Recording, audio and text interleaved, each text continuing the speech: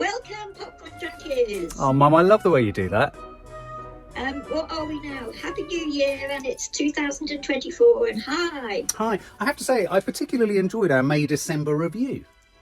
Oh, did you? Yeah. Oh, yeah. Popcorn Junkies, welcome. We are here to review Priscilla. Not Priscilla, Queen of the Desert, but Priscilla Presley. Yeah. Yet another chapter or entry in the eternal legend that is Elvis.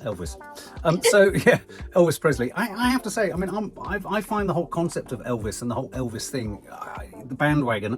I was never an Elvis fan. I find it all a bit icky. You're too young to be Yeah, Elvis but also really. I'm not particularly enamoured with the myth. I don't find the myth attractive. I can only believe that baked into it is a suburban sinister horror.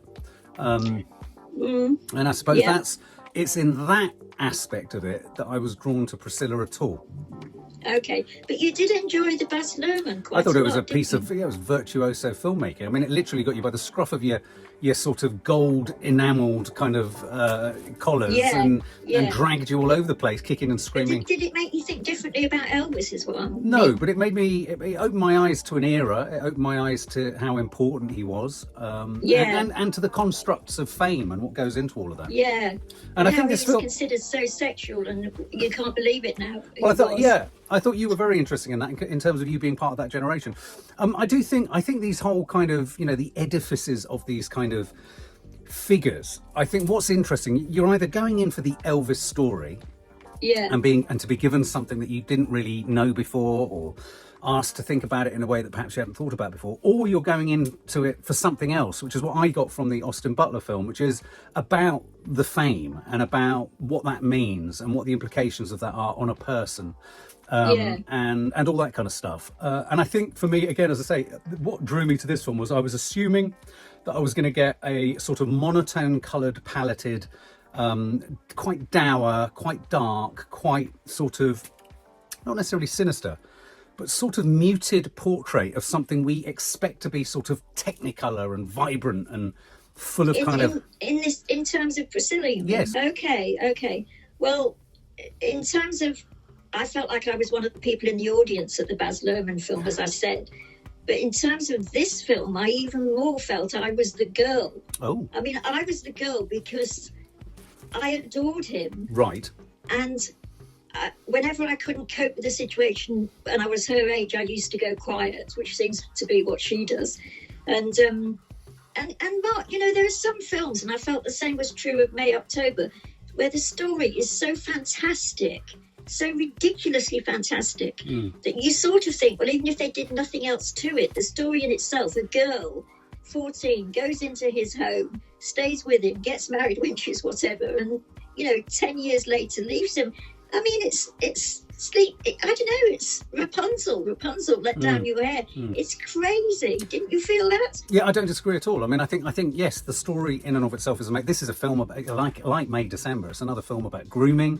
It's another film about an era or a different era when age differences and behaviour and attitudes to the opposite sex and marriage and sex and all this kind of stuff were kind of strangely contorted. It's an era that you come from. I mean, your generation has this curious relationship with out of order or inappropriate kind of age range relationships, where I've noticed people like you and a friend of ours, Rachel, you get quite sort of hot under the collar when other people of a younger generation go, that's unacceptable. You sort of say, well, that's the way it was. It was, as if that's some kind of, not sanctioning, but that's it. It's just kind of like, well, yeah, that might have been the way it was. But I think just because that's the way it was doesn't mean the trauma doesn't go in and that the exploitation hasn't happened.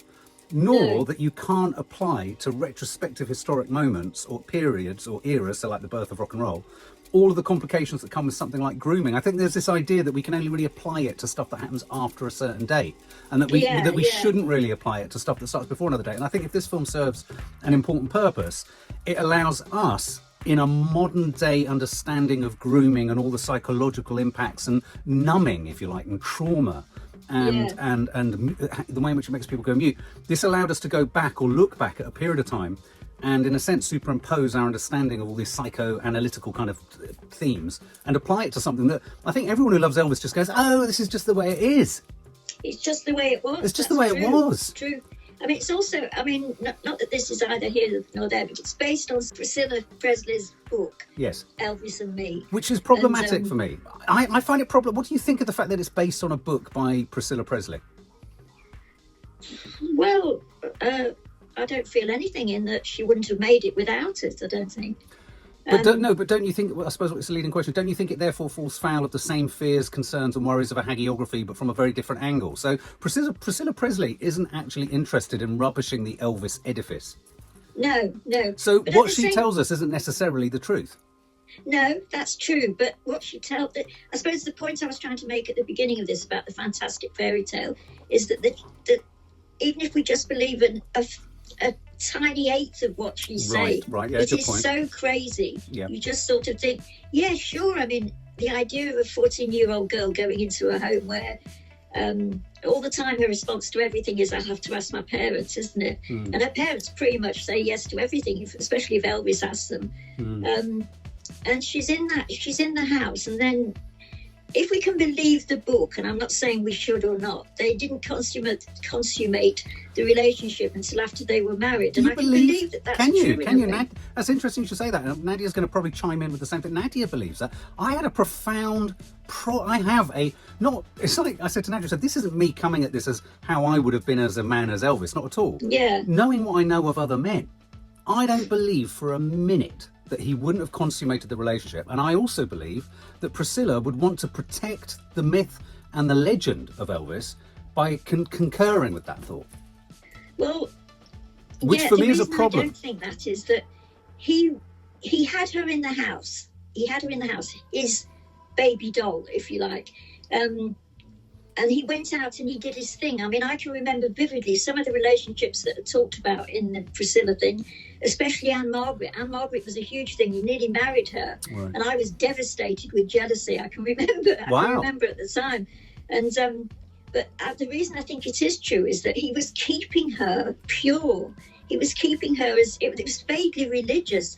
And as Elvis went on, he became vaguely religious. I mean, I thought one of the weirdest scenes was where he's doing a Bible class for all those girls. Yeah. And he did do that sort of thing, you know. So in that respect, I can believe that they didn't consummate. I mean, they would have done things, but that, you know, she would still have been a virgin. Right. I suppose. Yeah. I mean, I profoundly sort of thought. I don't know why, but there's a huge part of me that just thinks that's all part of the huge Elvis PR machine that even Priscilla Presley has signed up to. The idea that we must never puncture this myth that he was not. He was grooming and he met me too young and he was romantically involved too young, but we must never puncture the myth of the legend that he actually had sex with me. I mean, you know, that documentary that was made recently where one of their phrases was, you know, never under 14 or never under school age or whatever that phrase was, you know, that leads you to think something very different. I mean, okay, parking that aside, for me that was a fundamental problem which kept distancing me from it. What did we think of Jacob Elordi as Elvis?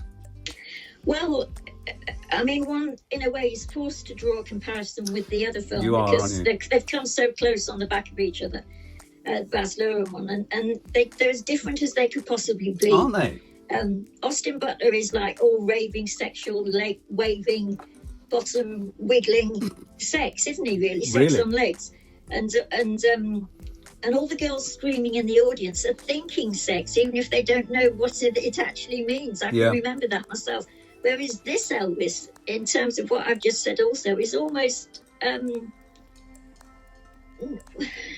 not religious exactly, but he's one of the boys for a start. In the scenes where he's with his mates and they're all playing football or they're all like big uppies playing with each other, he's one of a crowd and he doesn't really stand out. Pardon? It's like the court, isn't it? Graceland's court. Yeah, but he doesn't really do anything that makes him different from the others. He just enjoys whatever they're doing and becomes one of them. I mean, that's all of that I thought absolutely fascinating, because one could say for a film about Elvis, if it wasn't a film about Elvis at all. It was a film about her. Well, that's why it's called Priscilla. She's on the... Yeah, I know. But no. Everybody would... people would have gone wanting more about Elvis, I think. Yeah. They weren't given much. They actually I think interestingly, I think this film kind of wanted its cake and it wanted to eat it. Wanted to keep its cake and eat it. And I think it wanted to do it in this way. It wanted to And I think if you look at the trailers, it wanted to lead us up the garden path, literally up the garden path of Gracelands, past the gate, towards the thought or the idea that this guy was unspeakably dark and twisted and grooming and manipulative. And clearly he was, all those things were going on. But it wanted to take us there, and it wanted to nibble at the edges of, was this illegal? Was this, should he have not done this? Should he have done this? He was holding her in a virginal fashion, keeping her back. Whereas these loose women who were literally loose women who were actually actresses, they're all kind of the world, and they're okay to have sex with. On the one hand, it wanted to take us down the route of, what is this dark control, this, as you say, baby doll in this ornate but very boring and sterile, expensive lifestyle, and lonely. But at the same but at the same time, it also sought to give us, I think, probably even more of a three-dimensional portrait of Elvis than I've seen anywhere else. So you're right, the bits around his searching for religious meaning, I thought that added a sort of dimension to him that I'd never thought about. I thought even the fact that he took LSD, that I was thought, fascinating, wasn't it? Yeah, and you sort of thought, I don't know why, if he was that clean, would he have taken LSD? I don't know. And he was clearly troubled, and he was missing his mum, and he was lots of scenes, the same scene on the bed of them sort of sitting together in a very sort of dark room on a bed watching television essentially. And I sort of thought, I don't know, I thought it wanted to sort of suggest something darker, but it didn't have the courage to suggest it to a certain degree. And I think that's part of the problem with that is the source material, which is, it's precisely what Priscilla, I think, has trotted out as the narrative, which is one of question marks over my age, because she can't dispute it. It's, she'll have been, people will have known how old she was. But at the same time, she needs to protect his image. And I felt the film ended up falling foul of doing the same thing. But within that, two sensational, I thought, performances by both Jacob Elordi and Cailee Spaeny. Yeah. I thought she was absolutely amazing. Astonishing. Wasn't she? Astonishing. Even when she's saying nothing, yes. and she often is saying especially nothing. When she's saying nothing. She's reacting. I mean, I thought in many ways, I loved the film from start to finish. I mean, I'll put my cards on the table. I loved the look of it. I loved the fact that it was sort of obsessed with, well, I've said it at the beginning actually, I was obsessed with all the things as a 14, 15, 16-year-old girl I was obsessed with. The look and feel of places. Carpets, plush pile carpet. Yeah. I thought it was a fascinating film for surfaces.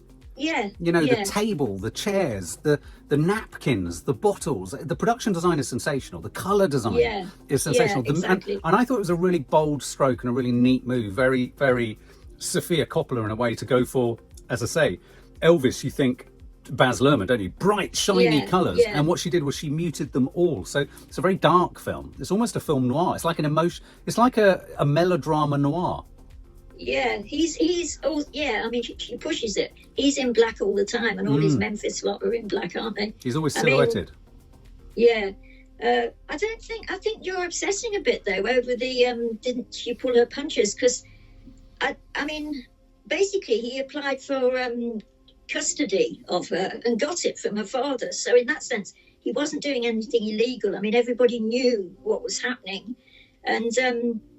So why make the film? What do you think the film was telling us? What was the point of the film? The point of the film was, I think, this is why I'll be really interested to know what people of a different generation think, or Nadia, because she's my generation, isn't she?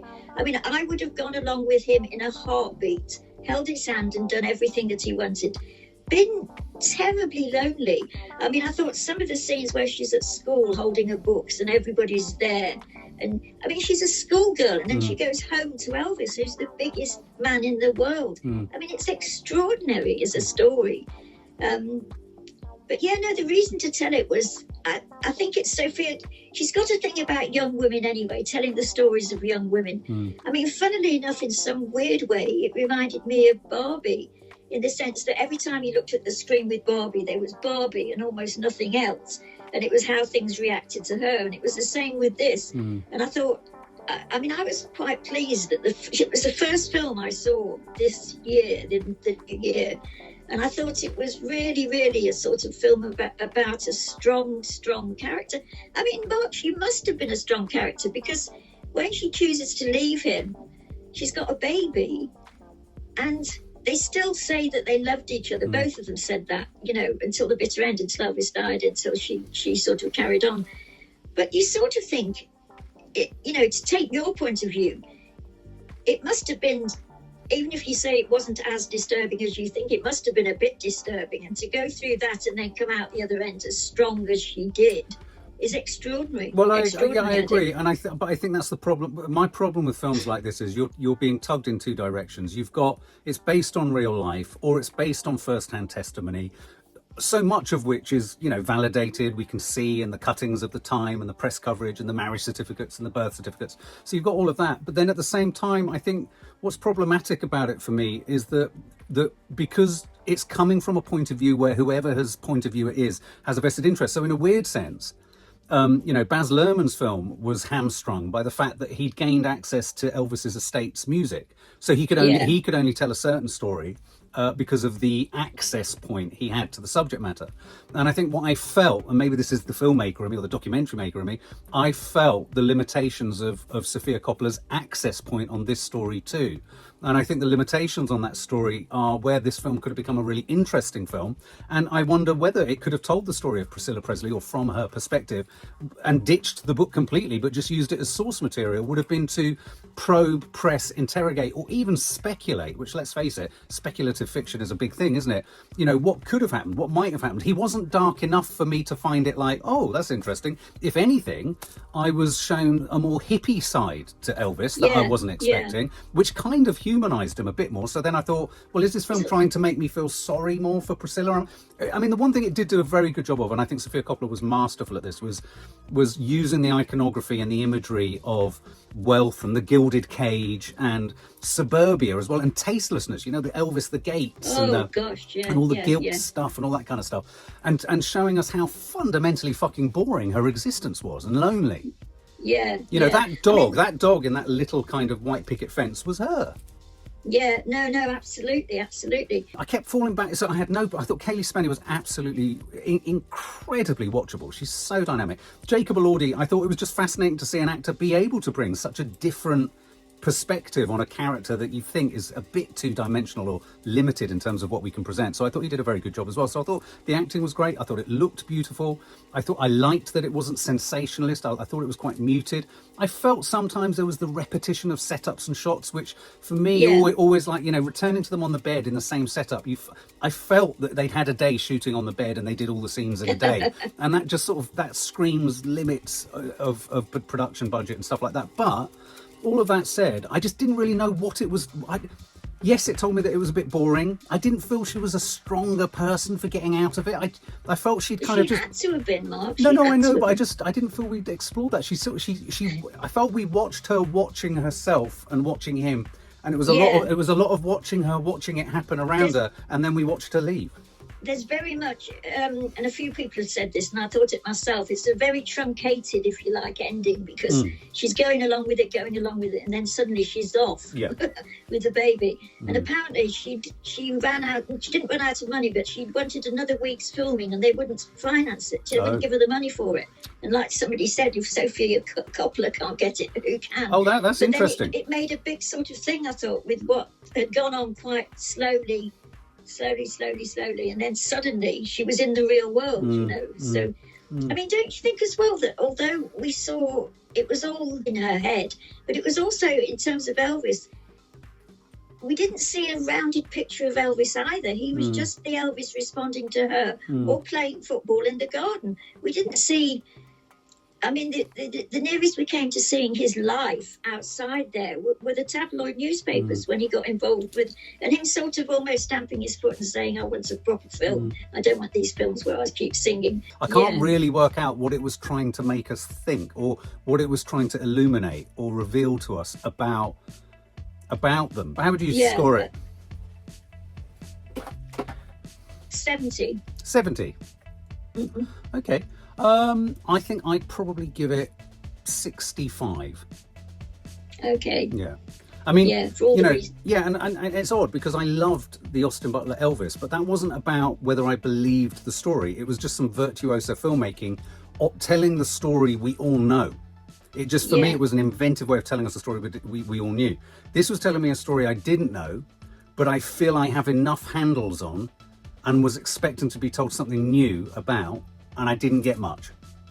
The thing is, Mark, though, I mean, what new can you say about a 14-year-old girl who spent her whole life, you know, in her parents' home doing nothing, and then suddenly gets moved to another home where she can't do anything? I mean, what could they tell us? But thinking of her other films, you know, the Virgin Suicides and other films, that's what she's interested in, what girls are thinking. Yeah, I think she is interesting in all of that. I think it is interesting looking at, you know, the idolization or the projection that young girls or young women have of what they think their life could be by investing their time and their future in this other person, this ideal that society and culture, pop culture has sold you, which is love. And yes, of course, fascinating to watch a woman who's literally managed to ensnare the most desirable of men, and then it becomes the most, and I think that's the neatness of the film, if there's a neatness, is, and then it becomes the most ordinary of experiences, in a sense.